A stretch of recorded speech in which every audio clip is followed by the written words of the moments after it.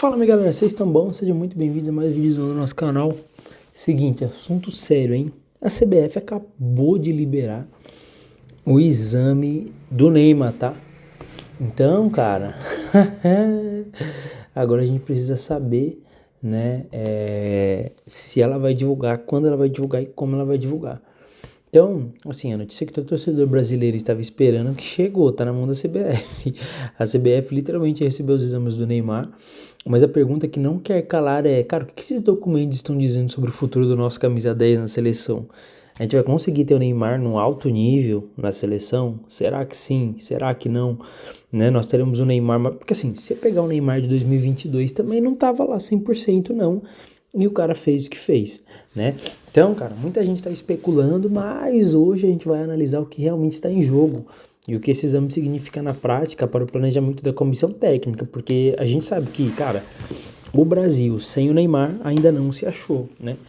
O Neymar ficou basicamente muito tempo fora desde a última Copa, ficou muito tempo fora da seleção e a seleção não conseguiu se encontrar, não conseguiu jogar, não conseguiu progredir. Então, para entender a importância desse exame, a gente precisa olhar para o contexto, né? O Neymar não é apenas um jogador, ele é a peça central do esquema tático que a seleção busca para construir. É um cara decisivo, é um cara que constrói, é um cara que vai para cima, é um cara criativo. Cara, ele tem a brasilidade, né? E a gente não pode fugir disso. Então a gente vai lembrar rapidamente do histórico recente que, cara, o tempo de inatividade do Neymar e o processo de recuperação fora dos campos e porque a CBF precisa desse diagnóstico oficial antes de qualquer convocação oficial. Vale lembrar que assim, o Ancelotti já falou que não vai abrir mão do menino Neymar, né? Então assim, porque assim, é claro que a convocação já foi feita, mas assim, até 24 horas antes do primeiro jogo da Copa, o Ancelotti ainda pode mover algumas peças, tá?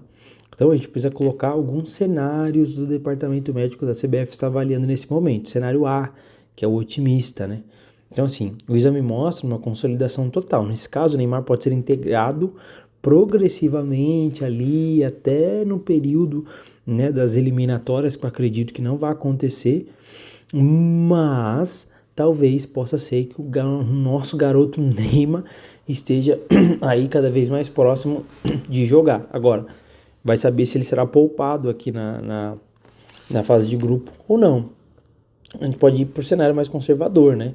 Cara, o exame indica que, embora evoluindo, o risco de recaída é alto, porque a gente tá falando de panturrilha, isso é grave, então precisa saber o quanto que o Neymar vai poder se doar em campo e fugir de pancada, né?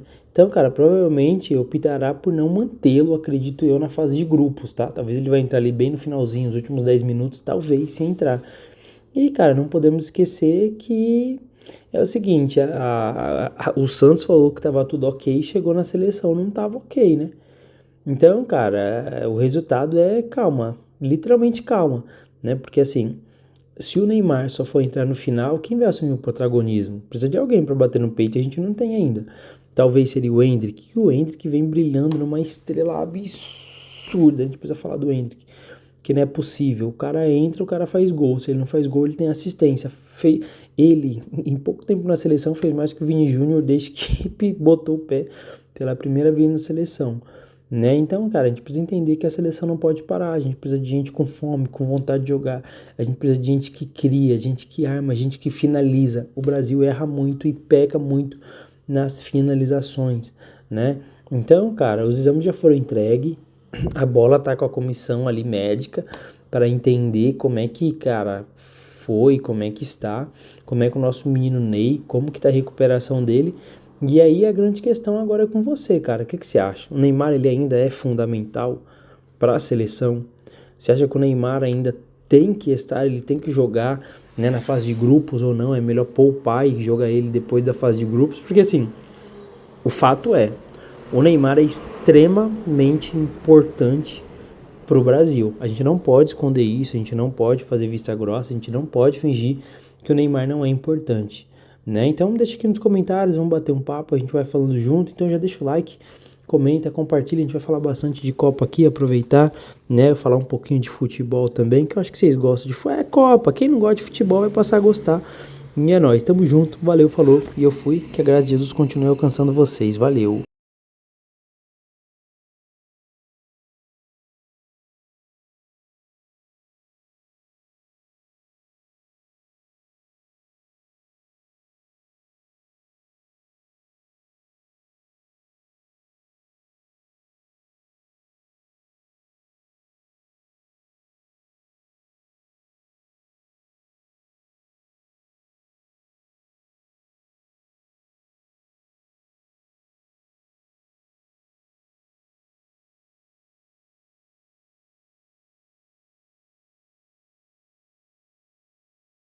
Então, quando a gente analisa, de 2022 foi a melhor estreia do que 2014 e 2018, né? Então, o Brasil manteve a posse, foi mais agressivo, mas também soube controlar o ritmo para não levar sustos, né? Então, foi a estreia que mais trouxe esperança para o torcedor brasileiro quando a gente fala desses últimos 3 anos.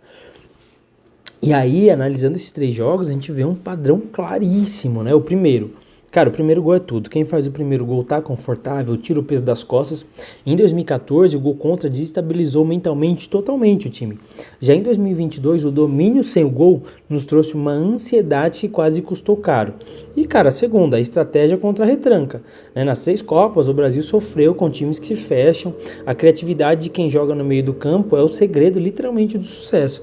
Então, se a gente quer o título, cara, em 2026, a estreia não pode ser apenas um jogo de fazer resultado. Cara, tem que fazer gol rápido, não pode se emocionar, tem que saber furar retranca, que foi o problema que o Brasil teve. Então, cara, a Copa do Mundo é um torneio de tiros curtos, e começar bem já é metade do caminho. Cara, agora a pergunta, dessas 3 estreias pra você, qual deixou mais com frio na barriga? Literalmente, Copa é Copa. Infelizmente não tem muito o que fazer.